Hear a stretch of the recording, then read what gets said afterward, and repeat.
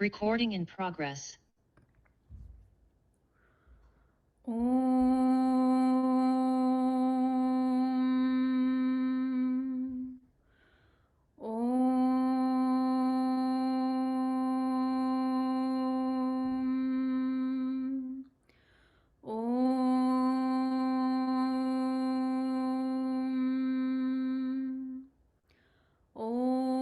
सहनाववतु सहनौ भुनक्तु सह वीर्यं करवावहै तेजस्विनावधीतमस्तु मा विद्विषावहै। ॐ शान्ति शान्ति शान्तिः। गुरुर्ब्रह्मा गुरुर्विष्णु गुरुर्देवो महेश्वरः गुरुः साक्षात् परब्रह्म तस्मै श्री गुरवे नमः। अलंकापुरी पुण्यभूमि पवित्र तिथे नांदतो ज्ञानराजा सुपात्र तया आठविता महापुण्यराशी नमस्कार माझा सद्गुरु ज्ञानेश्वराशी।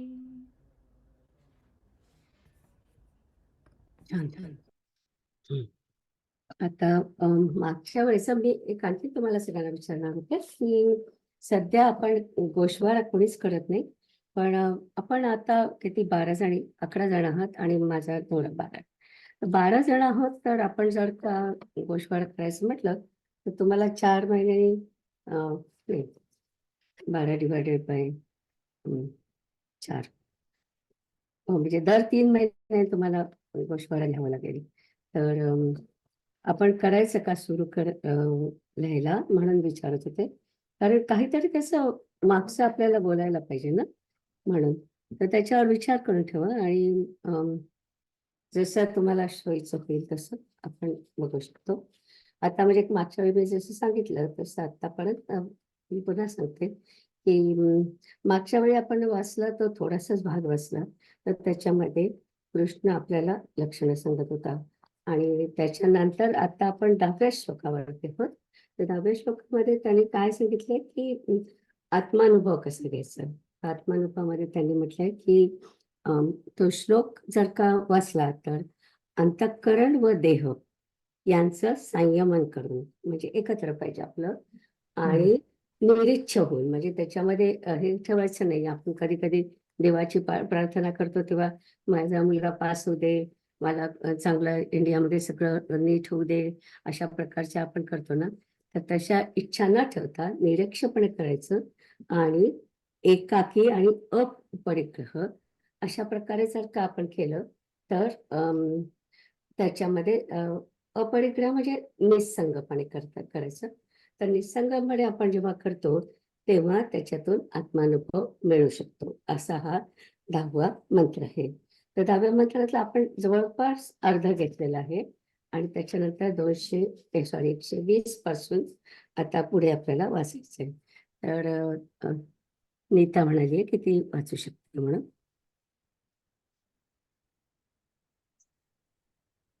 हा, त्याच्या आधी मला आणखी थोडंसं पुढे सांगायचं होतं. म्हणजे आजच्या सॉरी, माझा एकदम व्हाईट बोर्ड आला.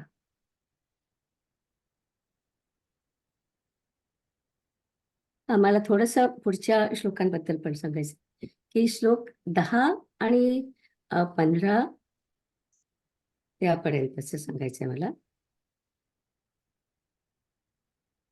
10 ते 15 जे आहे ती अंतरंग साधना असते, त्याच्याबद्दल सांगितलंय. तर त्याच्यामध्ये आपण मागच्या वेळी बघितलं होतं की आपण पाहिलं होतं की देश, काल, आसन, देह हे 4 आधी असतात.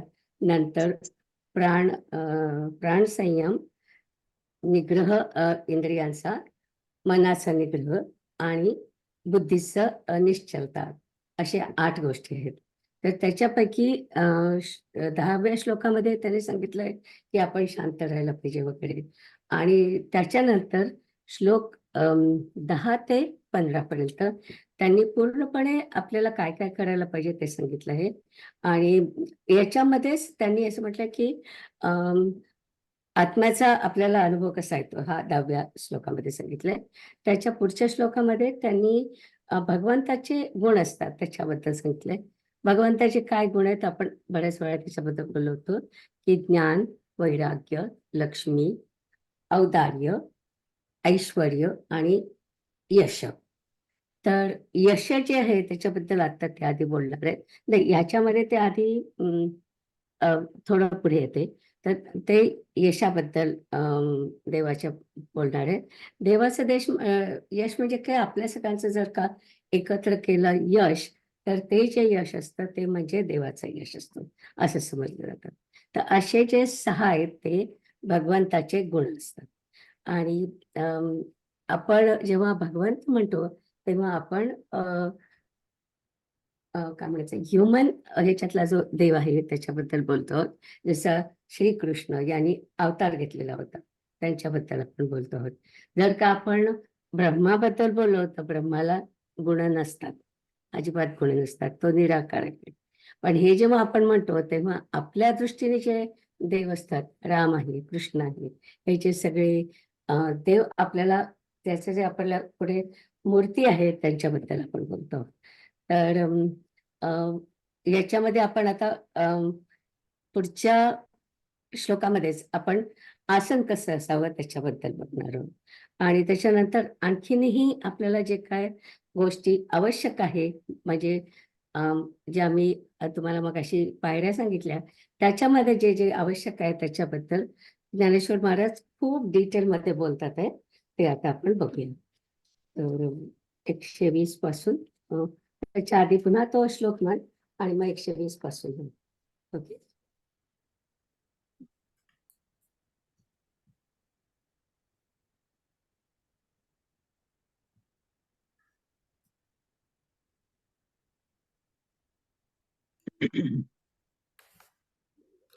कोणी म्हणताय का तो श्लोक? हो, मी म्हणू शकते. हं, मी म्हणू शकते. हं. बरं, नेमकं निकाल असते. हम्म. योगी युञ्जित सततम् आत्मानं रहसि स्थितः एकाकीयत चित्तात्मा निराशीर परिग्रहः.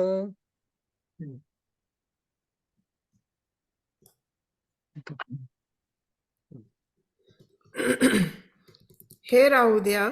ज्याप्रमाणे वय झाल्यावर एखाद्या वांझ स्त्रीला एकुलते एक मूल झाले असता त्या स्त्रीच्या रूपाने मग मूर्तिमंत मोहच वावरतो, तशी देवाची स्थिती झाली. अर्जुनाविषयी देवाच्या प्रेमाचा अतिरेक जर मी पाहिला नसता तर मी असे वांझोट्या बाईसारखे देवाला झाले असे म्हटले नसते. आश्चर्य पहा की भगवंतांचे अर्जुनाच्या ठिकाणी प्रेम कसे आहे, कसला युद्ध प्रसंग व कोणत्या ठिकाणी हा उपदेश. युद्धाचा प्रसंग ही अत्यंत विक्षेपाची जागा असल्यामुळे आत्मज्ञानाचा उपदेश करण्याला अगदी अयोग्य, परंतु अर्जुनाच्या प्रेमामुळे भगवंतांनी वेळेच्या योग्यतेकडे लक्ष न देता आत्मज्ञानाचा उपदेश केला.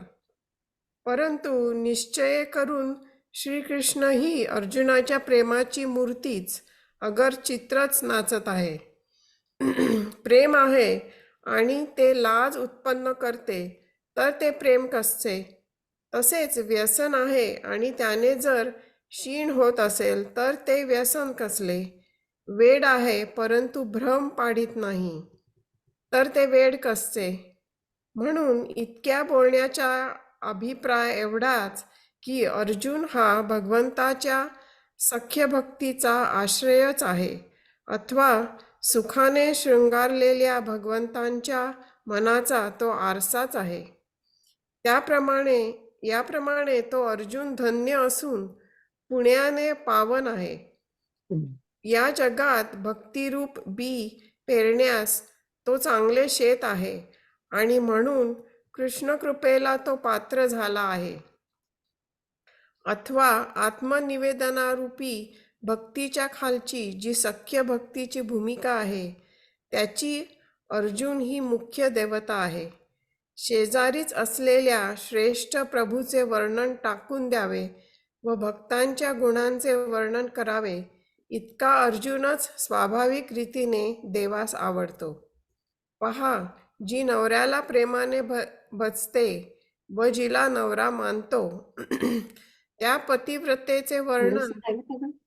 तिच्या नवऱ्यापेक्षा काय त्याचं आधीच राहिलं का? जी पतीचे नाही आहे का गं ते? अं, हा, तू तू पहा, जी नवऱ्याला प्रेमाने भजते व जिला नवरा मानतो त्या पतिव्रतेचे वर्णन तिच्या नवऱ्यापेक्षा देखील जास्त करावयास नको काय? त्याप्रमाणे अर्जुनाचेच विशेष वर्णन करावे असेच माझ्या मनाला पसंत पडते.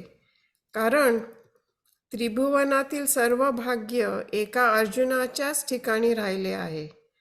ज्याच्या प्रेमाच्या अधीन होऊन निराकार परमात्मा सुगणरूप घेतो व तो देव पूर्ण आहे, परंतु त्याला देखील ज्याचा वेध लागतो. सगुण रूप घेतो. सगुण रूप सगुण रूप घेतो व तो पूर्ण आहे, परंतु त्याला देखील ज्याचा वेध लागतो. तेव्हा श्रोते म्हणतात, काय भाग्य आमचे, काय बोलण्याचा रंग आहे. याच्या बोलण्याची शोभा नाद ब्रह्मास जिंकून आली की काय न जाणो.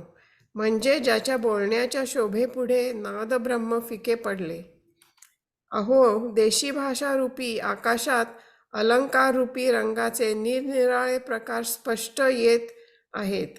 अशी मराठी भाषा बोलता येते, हे आश्चर्य नव्हे काय? ज्ञानरूपी चांदणे कसे स्वच्छ व टपोर पडले आहे. पहा, त्या व्याख्यानातील निरनिराळे अभिप्राय हाच त्या चांदण्याचा गारवा आहे आणि श्लोकांचा अर्थ. हीच कोणी चंद्रविकासी कमळे सहज विकसित होत आहेत. हे व्याख्यान ऐकण्याच्या इच्छेची थोरवी एवढी आहे की निरीश्च पुरुषाला देखील हे व्याख्यान ऐकण्याची इच्छा होईल. असा श्रोत्यांच्या मनात व्याख्यानाविषयी प्रकाश पडल्यामुळे ते डोलू लागले.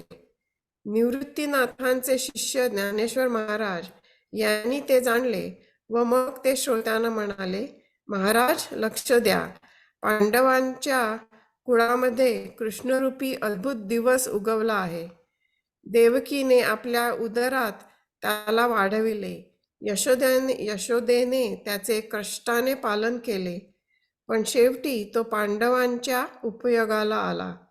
म्हणून पुष्कळ दिवस सेवा करावी किंवा योग्य वेळ पाहून विनंती करावी एवढाही प्रयास त्या भाग्यवानास अर्जुनास पडला नाही. श्रोते म्हणतात, हे राहू दे, लवकरच चालू विषय सांग. यावर ज्ञानेश्वर महाराज म्हणतात, मग अर्जुन सलगीने म्हणाला, कृष्णा, ही संतांची लक्षणे माझ्या अंगात वसत नाहीत. एरवी या लक्षणांच्या तात्पर्याचा विचार केला तर मी खरोखर फारच अपुरा पडेन. परंतु ऐका, जर माझ्यात मोठेपणा यायचा असेल तर तो तुमच्या बोलण्यानेच येईल. महाराज, तुम्ही लक्ष द्याल तर मी ब्रह्म्य होईन आणि सांगाल तो अभ्यास करीन. ब्रह्म म्हणजे न करायला काय झाले? अहो देवा, आपण कोणती गोष्ट सांगता हे कळत नाही, परंतु ती ऐकून मनात मी त्याची स्तुती करीत आहे. अशी लक्षणे ज्यांच्या अंगात सिद्ध असतील त्यांचे महत्त्व केवढे असेल बरे. ते मी स्वतः व्हावे एवढे प्रभू मी आपला आहे असे समजून आपण करावे. तेव्हा श्रीकृष्ण हसून म्हणतात, एवढे का तुझे म्हणणे आहे, तर तसे करू बरे. पहा, जोपर्यंत एक समाधान प्राप्त झाले नाही तोपर्यंत सुखाचा चोहोकडे दुष्काळ असतो, पण एकदा संतोष प्राप्त झाल्यावर मग सुखाला कोठे कमी आहे? त्याप्रमाणे सर्वशक्तिमान सर्वेश्वराचा अर्जुन सेवक आहे, म्हणून तो सहज ब्रह्म्यही होईल. पण अर्जुनाच्या दैवाचा सामर्थ्याच्या भाराने श्रीकृष्ण कशा प्रकारे फलद्रूप झाला? इंद्रादिकांना देखील हजारो जन्म घेतले तरी ज्याची भेट होणे दुर्लभ, तो श्रीकृष्ण अर्जुनाच्या किती अधीन झाला आहे. अर्जुन प्रश्न करीपर्यंत त्याला धीर धरवत नाही. मग ऐका, अर्जुनाने मी ब्रह्म व्हावे असे जे म्हटले ते श्रीकृष्णाने सर्व ऐकले. परंतु भगवंतानी तेथे असा एक विचार केला की ज्या अर्थी अर्जुनाला ब्रह्मत्वाचे डोहाळे झाले आहेत, त्या अर्थी याच्या बुद्धीच्या पोटात वैराग्यरूपी गर्भ राहिला आहे. एरवी ब्रह्म होण्याला यास अद्याप दिवस कमी आहेत, परंतु वैराग्यरूपी वसंताच्या भराने मी ब्रह्म आहे असा भावरूपी मोहोर दाट आला आहे. म्हणून ब्रह्मप्राप्ती हे फळ येण्यास आता यास फार वेळ लागणार नाही. हा वैराग्य संपन्न झाला आहे अशी देवाची पूर्ण खात्री झाली. श्रीकृष्ण आपल्याशी म्हणाले की अर्जुन ज्या ज्या कर्माचे आचरण करील ते याला आता आरंभालाच फळास येईल, म्हणून याला सांगितलेला अभ्यास वाया जाणार नाही. ज्ञानेश्वर महाराज म्हणतात, श्रीकृष्णाने असा दूरवर विचार करून त्यावेळेला म्हटले, अर्जुना, हा सर्वोत्कृष्ट मार्ग ऐक. या मार्गामध्ये प्रवृत्तीरूप झाडाच्या बुडालाच निवृत्तीरूप कोट्यावधी फळे दिसत आहेत. म्हणजे ज्या मार्गाचे आचरण करावयास लागले असता मोक्षरूपी फळ मिळते व या मार्गाचे श्री शंकर अद्यापपर्यंत यात्रेकरू आहेत. योग्यांचे समुदाय आडव्या तिडव्या मार्गाने मुग्धीर्ण आकाशाकडे सत्वर जावयास निघाले व हे समुदाय अनुभवाच्या पावलांनी जाता जाता तो मार्ग सुलभ झाला. त्यांनी इतर सर्व अज्ञानाचे मार्ग टाकून आत्मज्ञानाचा सरळ मार्गाने एकसारखी धाव घेतली. नंतर महर्षी याच मार्गाने आले. याच मार्गाने साधकाचे सिद्ध झाले व याच मार्गाने आत्मज्ञानी पुरुष मोठेपणा पावले. या मार्गाची ओळख झाली असता तहान भुकेची आठवण राहत नाही. या रस्त्यावर रात्र व दिवस यांची कल्पना येत नाही. या मार्गाने जात असता येथे पाऊल पडेल तेथे मोक्षाची खाणच उघडते आणि या मार्गाचे आचरण करणारा जरी भलत्या आडमार्गाला लागला तरी त्यास स्वर्गसुख मिळते. अर्जुना, या मार्गात पूर्व दिशेच्या मार्गाने निघून पश्चिम दिशेच्या घरास यावे असे आहे.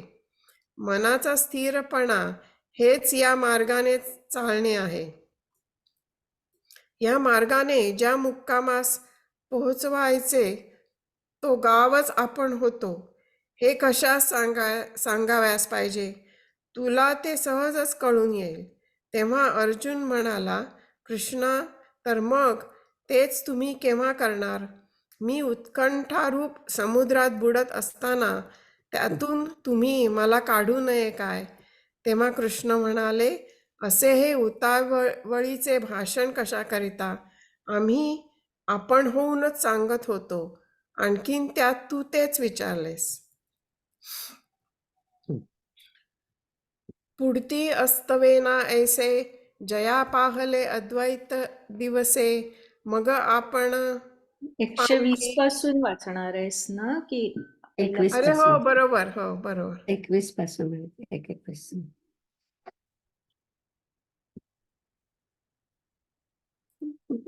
पुढे गेली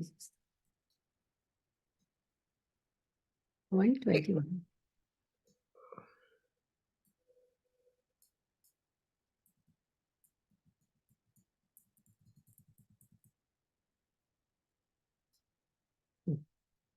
121 ना. पुढं वरती. हा, yes. हे असं वियसेची शेवटी, जैसे एकची विये वांझोटी, मग ते मोहाची त्रिपुटी नाचो लागे. तैसे जाहले अनंता, ऐसे तरी मी न म्हणता, जरी तयाचा न देखता अतिशयो एथ. पहा पा नवल कैसे चोज, के उपदेशू केहू ते झुंज, परी पुढे वालभांचे भोज नाचत असे. आवडी आणि लाजवी, व्यसन आणि शिणवी, पिसे आणि न भुलवी, तरी तेची काई. म्हणूनी भावार्थू तो ऐसा, अर्जुन मैत्रियेचा कुवासा, की सुखे शृंगारलिया मानसा, दर्पणू तो. या परी बापू पुण्य पवित्र, जगी भक्ती बीजासी सुक्षेत्र, तो कृष्ण कृपे पात्र, याची लागी. हो का आत्मनिवेदना तळींची, जे पीठिका आहे सख्याची, पार्थू अधिशास्त्री तेथींची, मातृका गा. पासींची गोसावी वरन वनिजे, मग पायिकाचा गुण घेईजे. ऐसा अर्जुनीची तो सहजे, पढिये हरी. पहा पा अनुरागे भजे, जे प्रियोत्तमे मानिजे, ते पती ही हुनी काय न वर्णिजे, पतिव्रता. तैसा अर्जुनीची विशेषे स्तवावा, ऐसे आवडले मज जीवा, जे तो त्रिभुवनी चिया दैवा, एका यतून जाहला. जायचिया आवडीचेनी पांगे, अमुतुरही मूर्ती. अमूर्त. सॉरी, अमूर्त. अमूर्त. अमूर्त ही हम्म. मूर्ती आवगे, पूर्णा ही परी लागे, अवस्था जयाची. तव श्रोते म्हणावी दैव, कैसी बोलाची हवाव, काय नादते हन बरव, जिणोनी आली. हा हो नवल नो हे देशी, मराठी बोलिजे तरी ऐसी, वाणे उमटता हे आकाशी, साहित्य रंगाचे. कैसे उन्मेख चांदिणे तार, आणि भावार्थ पडे गार, हेची श्लोकार्थ कुमुदी तरी फार. साविया होती चाडची निचाडा करी, ऐसी मनोरथी ये थोरी, तेणे विवळले अंतरी, तेथ डोलू आला. ते निवृत्ती दासे जाणितले, मग अवधान द्या म्हणितले, नवल पांडव कुळी पाहले, कृष्ण दिवसे. देवकिया उदरी वाहिला, यशोदा सायासे पाळिला, की शेखी उपेगा गेला पांडवासी. म्हणूनी बहुदिवस वोळ गावा, का अवसारू पाहोनी विनवावा, हा ही सोसू तयास दैवा, पडे चिना. हे असो कथा सांगे वेगी, मग अर्जुन म्हणे सलगी, देवा इथे संत चिन्हे हन अंगी, न ठकती माझा. एरवी या लक्षणाची या निज सारा, मी आपडे कीर अपुरा, परी तुमचेनी बोले अवधरा, थोरावे जरी. जी तुम्ही चित्त देयाल, तरी ब्रह्म माझे होईल. काय जाहले अभ्यासी जेल, सांगाल ते. हा हो नेणो कवणाची कहाणी, आई कोणी श्लाघत असो अंतःकरणी, ऐसी जाहलेपणाची शिरयाणी, कायसी देवा. हे अंगे म्या होई जो का, येतुले गोसावी आपुलेपणे की जो का, तव हासोनी कृष्ण हो का, करू म्हणती. देखा संतोषू एक न जोडे, तवंची सुखांचे संघ साकडे, मग जोडियला कवणेकडे अपुरे असे. तैसा सर्वेश्वरू बळिया सेवके, म्हणोनी ब्रह्मही होय तो कौतुके. परी कैसा भारे आतला पिके, दैवाचेनी. जो जन्म सहस्राचियासाठी इंद्रादिकाही महागू भेटी. तो आधुनी केतुला किरीटी, जे बोलूही न साहे. मग ऐका जे पांडवे, म्हणतिले ब्रह्म म्या हो आवे. ते अशेषही देवे अवधरिले, तेथ ऐसेची एक विचारिले. जे या ब्रह्मत्वाचे डोहळे जाहले, परी उदरा वैराग्य आहे आले बुद्धीचिया. एरवी दिवस तरी अपुरे, परी वैराग्य वसंताचेनी भरे. जे सोहम भाव महुरे, मोडोनी आला. म्हणोनी प्राप्ती फळे फळता, यासी वेळू न लागेल आता. होय विरक्तू ऐसा अनंता, भरवसा जाहला. म्हणे जे हा अधिष्ठिला, ते आता आरंभीच यया फळेल. म्हणोनी सांगितला न वचेल, अभ्यासू वाया. ऐसे विवरोनिया श्रीहरी, म्हणितले तिये अवसरी. अर्जुना हा अवधारी, पंथ राजू. तेथ प्रवृत्ती रुचा बुडी, दिसती निवृत्ती फळाचिया कोडी. जिया मार्गीचा कापडी, महेशू आजुनी. पै योगी वृंदे वहिली, आडची आकाशी निघाली. की तेथ अनुभवाच्या पाऊली, धोरणू पडिला. तीही आत्मबोधाचेनी उजुकारे, धाव घेतली एक सरे. की येर सकळ मार्ग निदसुरे सांडुनिया. पाठी महर्षी येणे आले, साधकांचे सिद्ध जाहले. आत्मविद थोरावले, येणेची पंथे. हा मार्गू जै देखिजे, तै तहान भूक विसरिजे. रात्री दिवसू नेणिजे, वाटे ये. चालता पाऊल जेथ पडे, तेथ अपवर्गाची खाणी उघडे. आव्हांटलिया तरी जोडे, स्वर्ग सुख. निगिजे पूर्विलिया मोहरा, की येईजे पश्चिमेचिया घरा. निश्चळपणे धनुर्धरा, चालणे येथिजे. येणे मार्गे जया ठाया जाईजे, तो गावो आपणाची होईजे. हे सांगो काय सहजे, जाणसी तू. तेथ म्हणितले देवा, तरी तेची मग केव्हा. का आरती समुद्रवनी न काढावा, बुडतू जिमी. तव कृष्णा म्हणती ऐसे, हे उत्संखळ बोलणे कायसे. आम्ही सांगत सो आपसे, वरी पुशिले तुवा. छान. त्याच्यातलं मी थोडं सांगते. माझा इको येतो? हो येते. अरे बापरे. काय करू तर? हो. का बरं येत होतं मला माहित नाही. आता येतोय? नाही. ओके. हां. तर आता आपण जे वाचलं ना, त्याच्यामधल्या 2-3 गोष्टी महत्वाच्या आहेत. अमूर्त मूर्ती आवागे, म्हणजे देवाला एवढं त्याचं प्रेम झालंय की त्याच्यामधून ब्रह्माचं त्याच्यामध्ये ब्रह्माचं भास त्याला तिथे होत होता अर्जुनाला.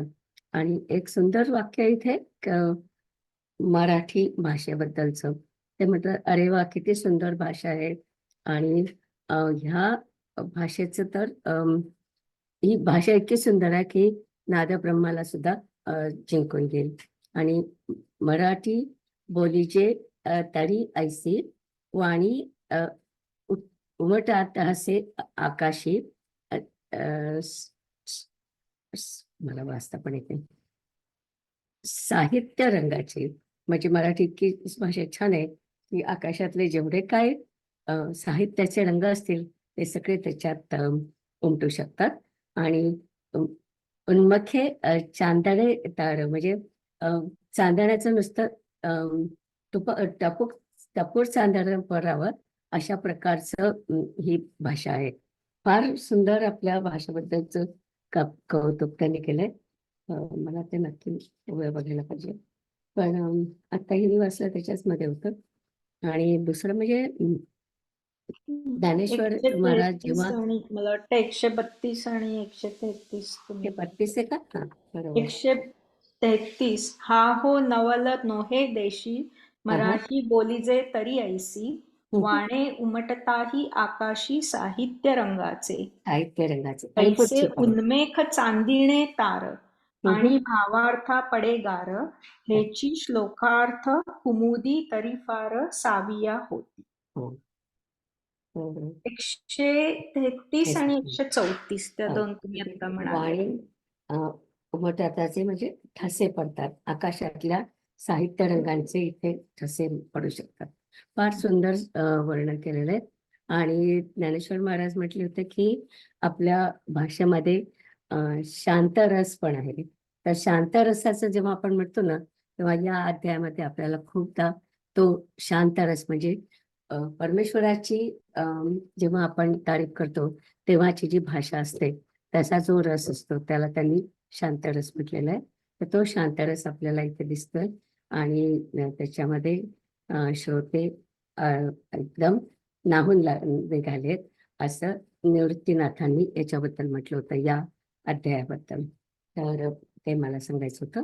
आणखीन त्याच्यानंतर मग ते म्हणतात की आता लक्ष द्या. अवधारीची मी नेहमी सांगते अवधारीची म्हणजे इकडे लक्ष द्या. आता ते काय सांगणार आहे कृष्ण त्यांना काय सांगणार आहे. तर एक दोन शब्द इथे मला वाटतं अपग्रह अपवर्ग अपवर्ग जे म्हणतो अपवर्ग म्हणजे मोक्ष. तर तो पण शब्द नोंद करून ठेवायला पाहिजे. तो खूपदा शब्द म्हणतो की जेव्हा ते बोलतात आहे तेव्हा जेव्हा ते मोक्षाबद्दल बोलतात तेव्हा अपवर्ग हा शब्द वापरतात. आणि अर्जुनाला वैराग्य आलं असं म्हणतात आहे कृष्ण म्हणतोय. आणि म्हणून त्यांना असं वाटतं की आता जर का याला ब्रह्माचं ज्ञान झालं तर हे सगळं सोडून तो एकदम सोडून हिमालयात जाईल म्हणजे पूर्ण वैराग्य घेईल. म्हणून ते त्याला जास्त त्याचं जे प्रेम आहे जास्त सांगत नाहीत असं ज्ञानेश्वर महाराज म्हणतात आहे.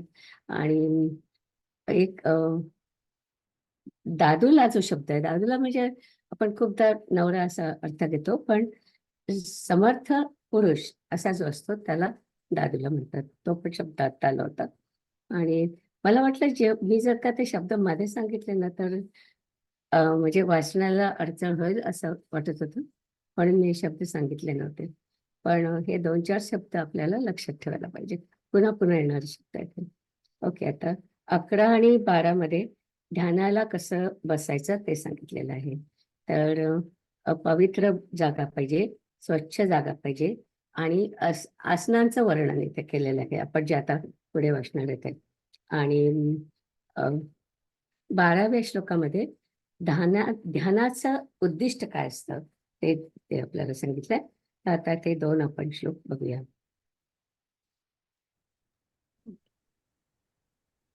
कोण वाचणार आहे? मी वाचू का?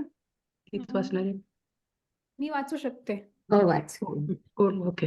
एक की शुचौ देशे प्रतिष्ठाप्य स्थिरमासनमात्मनः नात्युच्छ्रितं नातिनीचं चैलाजिन कुशोत्तरम्. वा. शुद्ध स्थानी अति उंच नाही अति सखल नाही असे दर्भावर मृगादिकांचे चर्म व त्यावर वस्त्र ठेवलेले असे आपले स्थिर आसन स्थापन करू. तर आताच त्याचे सविस्तर प्रतिपादन केले जाईल. परंतु त्याप्रमाणे अनुष्ठान करून अनुभव घेतला तरच त्याचा उपयोग होईल.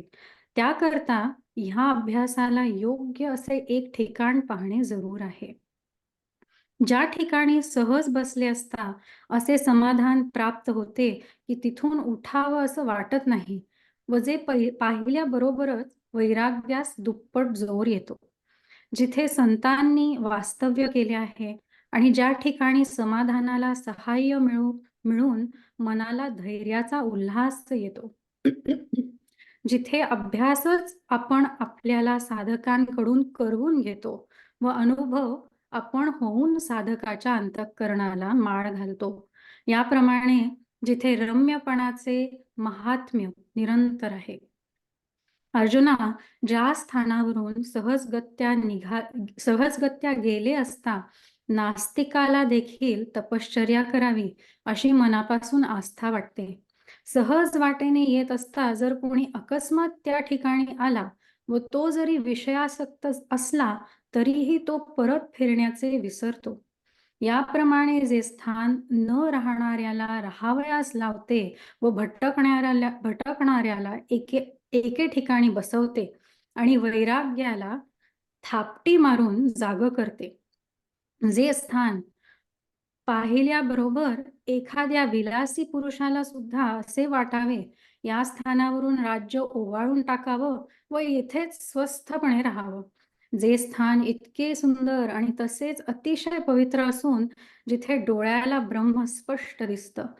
आणखीही एक ह्या स्थानाचे लक्षण पहावे ते हे की ज्या स्थानी साधकांनी वस्ती केलेली असावी व जे स्थान लोकांच्या येण्या जाण्याने वहिवाटलेले नसावे. जेथे अमृताच्या सारखी मुळासकट गोड असलेली व नेहमी फळणारी अशी दाट झाडं आहेत. ज्या ठिकाणी पावलोपावली पाणी आहे पण ते पावसाळ्यातही निर्मळ असतं व जिथे विशेष करून पाण्याचे झरे सहज आढळतात. हे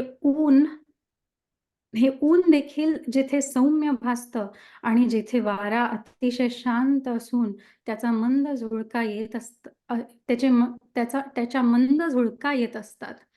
जे स्थान बहुतेक निशब्द असावे व ज्या ठिकाणी श्वापदांची गर्दी असू नये व ज्या ठिकाणी राघू आणि भ्रमर हे नसावेत. ज्या ठिकाणी पाण्याच्या जवळ असणारे हंस, 2-4 चक्रवाक, कधी एखाद्या वेळी कोकिळही असला तरी चालेल. जिथे नेहमी जरी नाही तरी येऊन जाऊन असणारे काही मोरही असले तर त्यास आमची ना नाही. परंतु अर्जुना, असले स्थान जरूर शोधून ठेवावे. या ठिकाणी सहज दृष्टीस न पडणारा एखादा मठ अथवा शंकराचे देऊळ असावे. या दोहोतील जे मनाला पसंत पडेल असे एक स्थान असावे. बहुत करून एकांतात बसावे. म्हणून ते स्थान तसे आहे की नाही हे समजून घ्यावे. आपले मन तिथे स्थिर राहते की नाही ते पाहावे आणि राहत असेल तर तिथे असे आसन लावावे. तळास साग्र दर्भ घालून त्यावर शुद्ध कृष्णाजीन घालून त्यावर धुतलेल्या वस्त्राची घडी घालावी. ते दर्भ कोवळे असून सारखे आणि सहजच एकमेकांना लागलेले एकसारखे राहतील असे व्यवस्थेने घालावे. परंतु ते आसन कदाचित जर उंच होईल तर शरीर डोलेल आणि सखल होईल तर जमिनीचे गारवा वगैरे दोष त्याला प्राप्त होतील. म्हणून आसन उंच अथवा सखल होऊ देऊ नये, तर ते सारखे उंच सखल न होईल असे घालावे. आता हे फार वर्णन करणं पुरे. अशा प्रकारचे आसन असावे. किती छान सांगितलं ना त्यांनी कसं आपलं आसन असावं, कुठे बसायचं. म्हणजे त्याच्यामुळे आपल्याला अनकम्फर्टेबल व्हायला नको. इकडनं टोचताय तिकडनं टोचताय किंवा राघू आणि हे म्हटले कारण राघू आवाज करतो ना म्हणून त्यांनी म्हटलंय. आणि भुंग्याला आपल्या कानाशी घुंगू की आपण कसं कॉन्सन्ट्रेट करणार म्हणून ते पण नको असं म्हणतात. अशा प्रकारचं स्थान ते आपल्याला शोधायला सांगतात. आणि खरोखरच आपण काही घरांमध्ये गेलं ना की त्यांचं देवघर इतकं सुंदर असतं की असं वाटतं इथेच बसून प्रार्थना करावी. तशा प्रकारचं आपल्या घरामध्ये काहीतरी जागा पाहिजे की जिथे बसल्यावर तुम्हाला शांत वाटेल. अर्थातच आपल्याला एवढे सगळं काही जमणार नाही. आपल्याला जसं जमेल तसं आपण करायचं. ओव्या वाचू. तरी विशेषे आताची बोली जेल परी ते अनुभवे उपेगा जाईल. म्हणून तैसे एक लागेल स्थान पहावे. जेथ आराण आराणुकेचे निकोडे बैसलिया उठो नावडे वैराग्यासी दुणी वचडे देखिलिया जे. जो आर संत आरा आराणुक म्हणजे समाधान वाटेल तिथे, तिथे आपल्याला समाधान वाटेल आणि उठावंच वाटणार नाही अशा ठिकाणी. जाऊया पुढे. जो संती वसविला ठावो संतोषासी सावावो मना होय उत्सावो धैर्याचा. अभ्यासूची आपण या ते करी हृदया ते अनुभववरी ऐसी रम्यपणाची थोरी अखंड जेथ. जया आड जाता पार्था तपश्चर्या मनोरथा पाखांडिया ही आस्था समूळ होय. स्वभावे वाटे येता जरी वरपडा जाहला अवचिता तरी सकामुही परी मागवता निघो विसरे. ऐसे न राहतया ते राहवी भ्रमतया ते बैसवी थापटुनी चेववी विरक्ती ते. हे राज्यवर सांडिजे मग निवांता येथीचे असिजे ऐसे शृंगार्याही उपजे देखत खेवो. जे येणे माने बरवंट आणि तैसेची अति चोखट तेथ अधिष्ठान प्रकट डोळा दिसे आणि कही एक पहावे. हे जे साधकी वसते होआवे आणि जनाचेनी पायरवे मयळेचिना. जेथ अमृताचेनी पाडे मुळेही सकट गोडे जोडती दाटे झाडे सदा फळती. पाहुला पाहुला उदके परी वर्षा काळेही चोखे निर्झरे का विशेखे सुलभे जेथ. हा आतपुही आळू माळू जाणीजे तरी शीतळू पवनू अति निश्चळू मंद झुळके. बहुत करुणी निःशब्द दाटन रिगे श्वापद सुखहन षटपद तेवते नाही. पाणी लगे हंसे दोन्ही चारी सारसे के कवणे एके वेळे बैसे तरी कोकिळही हो. निरंतर नाही तरी आली गेली काही होतू का मयुरेही आम्ही नान म्हणे. परी आवश्यक पांडवा ऐसा ठावो जोडावा तेथ निगूढ मठ होआवा का शिवालय. दोही माझी आवडे ते जे मानले होय चित्ते बहुत करुणी एकांते बैसिजे का. म्हणून तैसे ते जाणावे मन राहते पाहावे राहेल तेथ रचावे आसन ऐसे.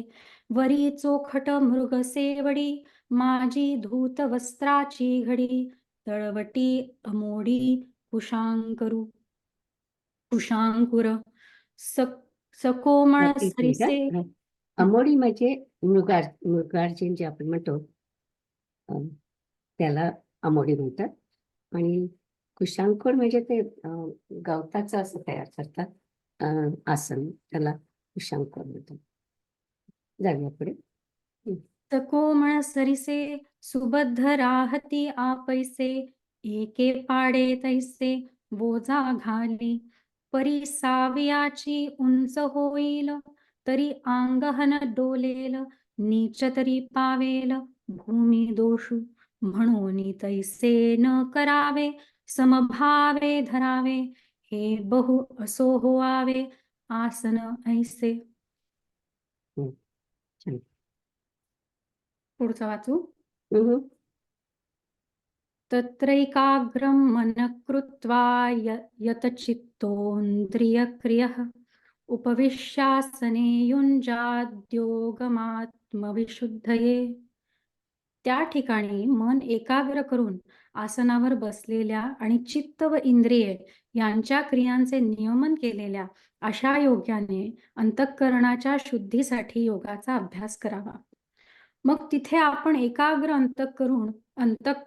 अंतःकरण करून मनात सद्गुरूचे स्मरण करावे. त्या स्मरणाच्या आदराने अहंकाराचा कठीणपणा इतका नाहीसा होतो की तो स्मरण करणारा आत बाहेर सात्विक भावांनी व्याप्त होतो. त्याला विषयांचा विसर पडतो, त्याच्या इंद्रियांची रग मोडते, अंतःकरणाच्या ठिकाणी मनाची स्थिरता होते. याप्रमाणे ऐक्य प्राप्त होईपर्यंत थांबावं व मग त्याच ऐक्यबोधाने आसनावर बसावे. आता अंगाला अंग आपण होऊन सावरून धरते, वायूला वायूच आपण होऊन आवरून धरतो. याप्रमाणे अनुभवाचा उदय होऊ लागतो. प्रवृत्ती माघारी फिरते, समाधी अलीकडील तीराला प्राप्त होते, आटोक्यात येते व बसता क्षणीच सर्व अभ्यास संपतो. मुद्रेची थोरवी अशी आहे, तीच आता सांगतो, ऐक.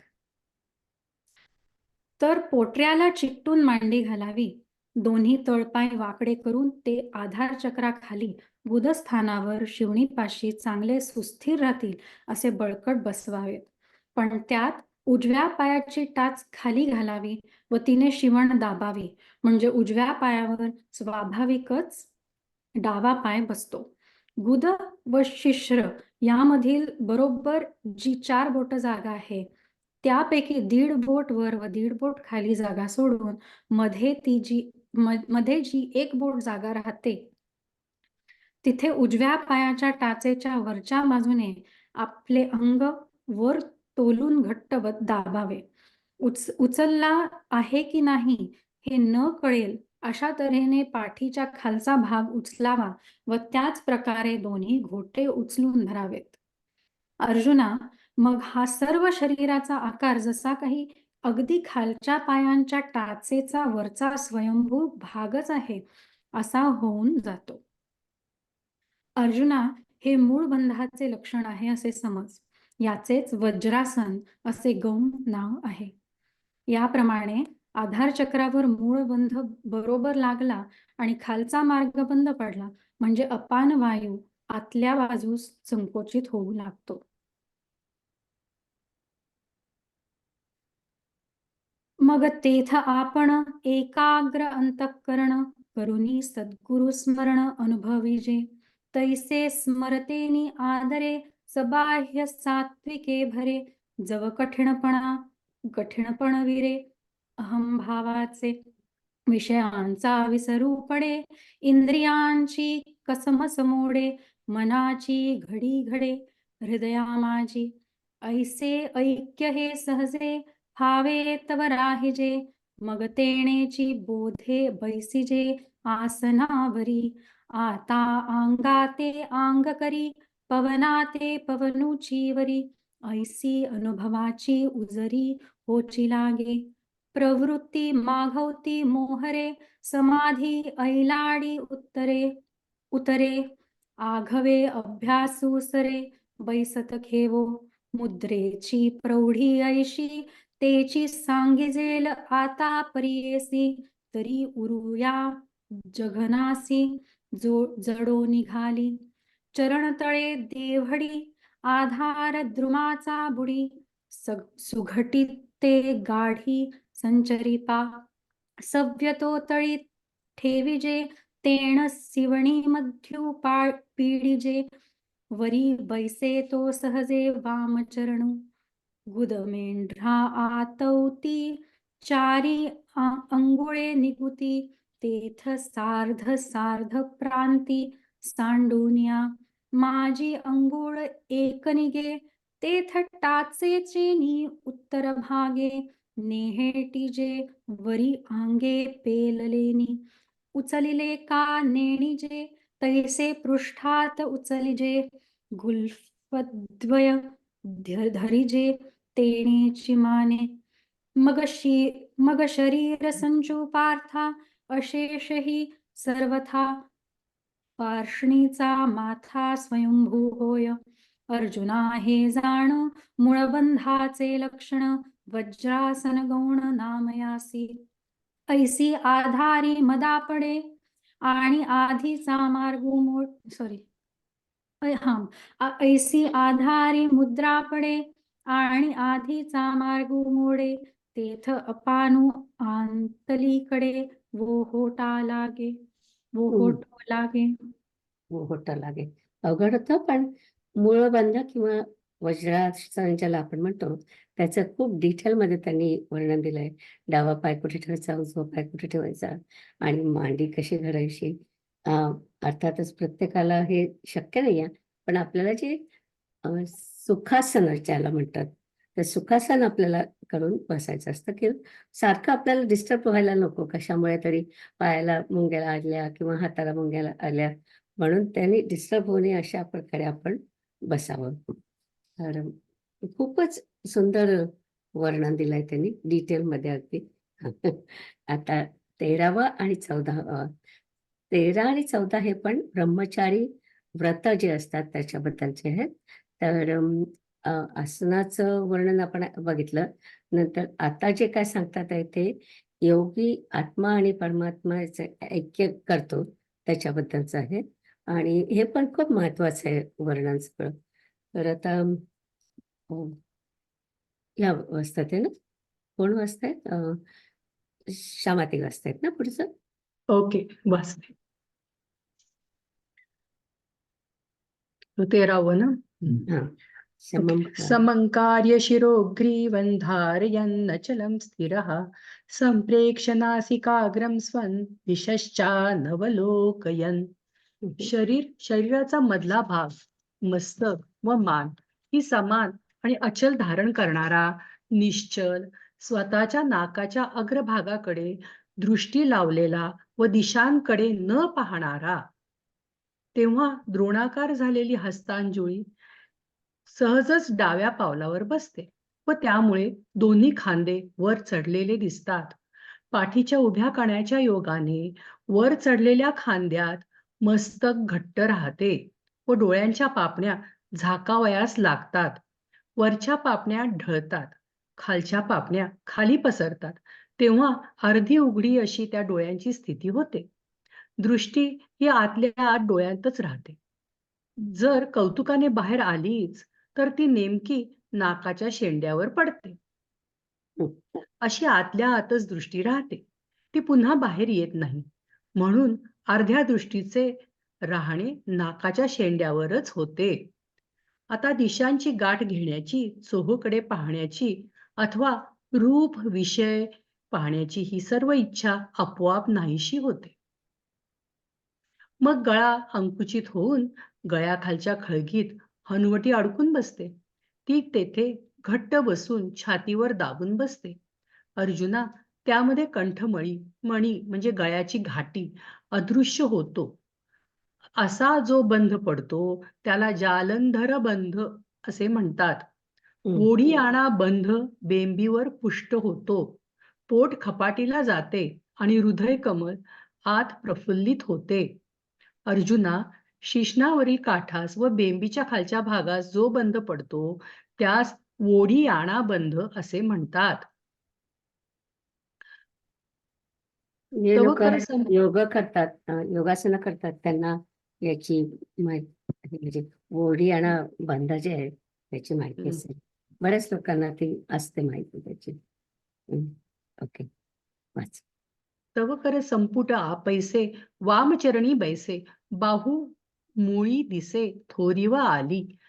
माझी उभारेली दंडे शिरकमळ होय गाढे नेत्रद्वारींची कवाडे लागू पाहती. वरचिले पाती ढळती तळीची तळी पुंजाळती. तेथ अर्धोन्मिलित स्थिती उपजे तया. दिठी राहोनी अंतुलीकडे बाहेर पाऊल घाली कोडे. ते ठाई ठावो पडे नासाग्र पेठी. ऐसे आतूंचा आतूची रचे बाहेरी मागुते न वचे. म्हणून राहणे आदिये दिठीचे तेथेची होय. आता दिशांची भेटी घ्यावी का रूपांची वाट पाहावी. हे चाड सरे आगवी आपैसया. मग कंठनाळ आटे हनुवटी हे हळवती दाटे. ते गाढी होऊनी नेहटे वक्षस्थळी. माझी घंटिका लोपे वरी बंधू जो आरोपे. तो जालंधरू म्हणिपे पंडुक मरा. नाभीवरी पोखे उदर हे थोके अंतरी फाके हृदय कोशू. स्वाधिष्ठाना वरीचिले कांठी नाभिस्थाना तळवटी. बंधू पडे किरीटी ओढी आणा तो. ओके. झालं आता बरं. 14वं. हो. नीलिमाताई, प्रशांतात्मा. पाच ओके. काय नाही गं? नाही, एक मिनिट. 14व्या ह्याच्यात ओव्या जवळजवळ 11 ते 92 म्हणजे जवळजवळ 82 ओव्या आहेत 14व्या मग श्लोकाला. आपण थांबूया का आता? ऑलमोस्ट 9 वाजले. Almost नऊ. थांबूया इथेच. नाही का? बरंच आहे ना त्याच्यामध्ये? हा. मला वाटतं 12 आणि 13 ह्या वाचणार होत्या पण हो, एवढंच वाचूच होतं. पण मला वाटलं त्याच्याच अनुषंगाने आहे तर, पण ठीक आहे, पुढच्या वेळी वाचूया. आपण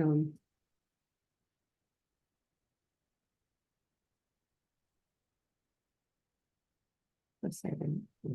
आता विश्वात्मके देवे येणे वाग्यज्ञे तोषावे तोषो निमज द्यावे वसाय दान हे जे खळांची व्यंकटी सांडो तया सत्कर्मी रती वाढो भूता परस्परे पडो मैत्र जीवांचे दुरितांचे तिमिर जावो विश्वस्वधर्म सूर्ये पाहो जो जे वांछील तो ते लाहो प्राणिजात वर्षत सकळ मंगळी ईश्वर निष्ठांची मांदियाळी अनवर्त भूमंडळी भेट तू भूता चला कल्पतरूंचे आरव चेतना चिंतामणींचे गाव बोलते जे अर्णव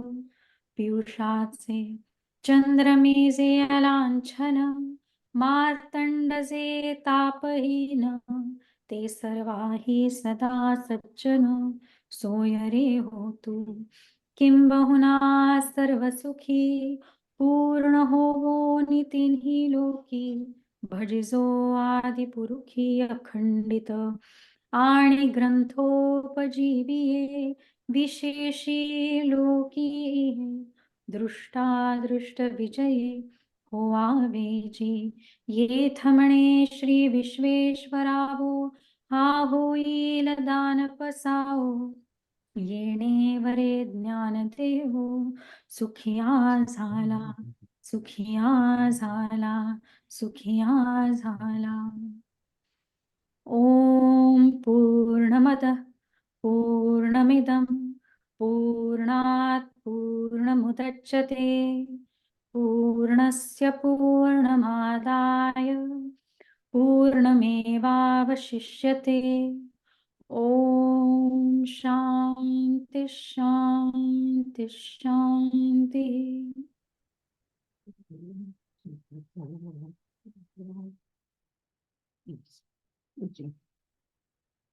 रेकॉर्डिंग थांबवलं तर चालेल.